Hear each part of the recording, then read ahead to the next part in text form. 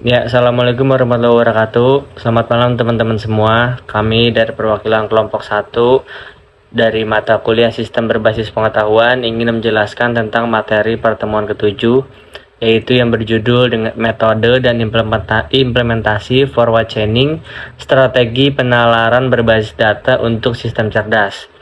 Dari kelompok kami sendiri yaitu ada saya sendiri, Alkarfikri Hidayat, dan teman saya yaitu Muhammad Aryo. Ya, apa itu forward chaining? Jadi di sini ada 3 variabel dari forward chaining, yaitu ada penalaran berbasis data, aplikasi aturan berurutan, menuju kesimpulan, dan penerapan utama. Jadi penalaran berbasis data ini adalah metode inferensi yang memulai proses dari fakta awal yang diketahui. Jadi ini adalah pendekatan sebuah data driven. Aplikasi aturan berurutan sepertinya menerapkan aturan intervensi secara berurutan.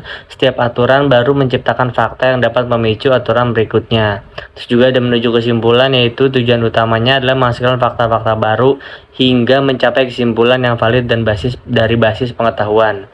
Dan terakhir adalah penerapan utama, yaitu digunakan secara luas dalam sistem pakar dan sistem berbasis aturan untuk pengambilan keputusan otomatis. Nah, lanjut di sini ada proses forward chaining secara umum, yaitu ada fakta awal, cari aturan, terapkan aturan, dan ulangi dan kesimpulan. Jadi proses ini bersifat literatif dan kumulatif, membangun kesimpulan dari dasar fakta yang tersedia, mulai dari fakta awal yang ada di basis pengetahuan, cari aturan yang kondisi-kondisinya terpenuhi atau matching, terus juga ada terapkan aturan untuk menghasilkan fakta baru, tambahkan fakta baru ke basis kepengetahuan, dan ulangi proses hingga tujuan tercapai.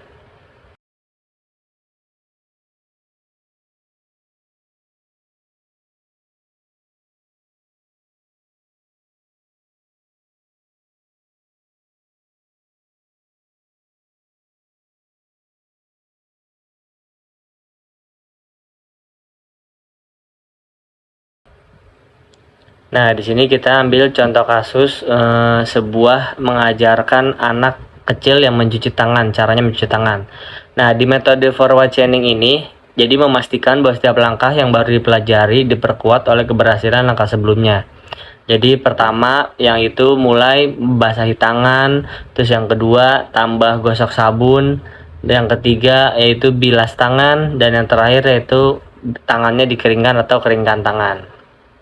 Nah, di sini juga ada penerapan forward chaining dalam sistem pakar AI. Dalam kecerdasan buatan, forward chaining berfungsi sebagai mesin inferensi yang efisien diagnosis dan klasifikasi. Jadi ada fakta awal F1, yaitu pasien mengalami demam tinggi. Yang dilanjut adalah aturan 1, dipicunya apa? Jadi if F1 dan F2 dan F3. Jadi jika demam dan nyeri sendi, maka cenderung dia akan flu berat. Terus juga yang lanjut ada fakta baru atau F3. Jadi sistem menyimpulkan beliau adalah cenderung flu berat. Nah, di aturan 2 dipicu, yaitu if F3 and F4 dan diagnosis. Jadi jika cenderung flu berat dan ruam kulit, maka diagnosis campak. Nah, diagnosis akhir di sistem mencapai kesimpulan utama, yaitu campak. Jadi proses berlanjut tuh hingga semua kemungkinan fakta dan kesimpulan telah dieksplorasi dari data input.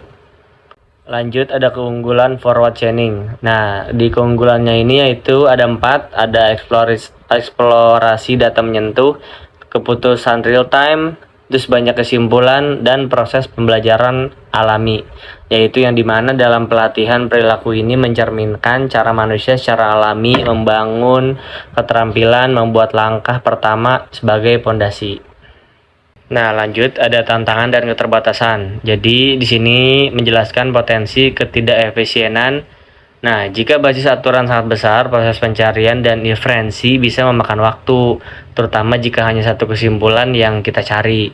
Terus juga ada kebutuhan memori yang tinggi. Jadi sistem harus menyimpan dan mengelola semua fakta antara yang disimpulkan yang dapat membebani memori. Terus juga ada inferensi yang tidak relevan juga. Nah, karena sifatnya mengeksplorasi dari fakta, sistem mungkin menghasilkan banyak inferensi yang valid tetapi tidak relevan dengan tujuan akhir yang dicari.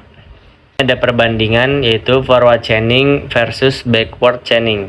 Jadi dua metode ini adalah penalaran utama dalam sistem berbasis aturan yang memiliki fokus yang berbeda. Jadi si forward chaining ini fokusnya adalah maju. Jadi pendekatannya pakai data driven, mulai dari fakta yang diketahui, bekerja menuju semua kemungkinan kesimpulan, terus juga dia cocok untuk eksplorasi dan simulasi. Sedangkan backward chaining yaitu mundur.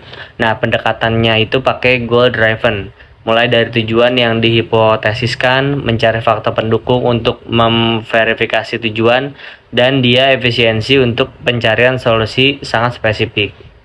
Nah, dan yang terakhir yaitu adalah kesimpulan dan aplikasi forward chaining. Jadi forward chaining adalah mesin inferensi yang dinamis, efektif untuk sistem yang memerlukan adaptasi dan respon cepat terhadap data input yang berubah. Jadi ini adalah metode yang sangat baik untuk sistem berbasis aturan dan pengajaran berurutan. Terus dia juga aplikasi meluas di bidang sistem pakar, otomatisasi keputusan, diagnosis dan simulasi. Terus juga yaitu memahami forward chaining penting untuk membangun sistem AI yang adaptif dan dapat menjelaskan alur keputusannya. Sekian dari kelompok kami. Jadi hari ini di tugas ini saya yang menjelaskan semua Pak, dan yang mengerjakan materi beserta presentasinya PPT-nya yaitu dari teman saya sendiri Muhammad Aryo. Sekian dari kelompok kami, kelompok 1, atas nama saya Alkar Fikri Dayat dan Muhammad Aryo. Bila ada salah mohon dimaafkan. Wabillahi taufiq wal hidayah. Wassalamualaikum warahmatullahi wabarakatuh.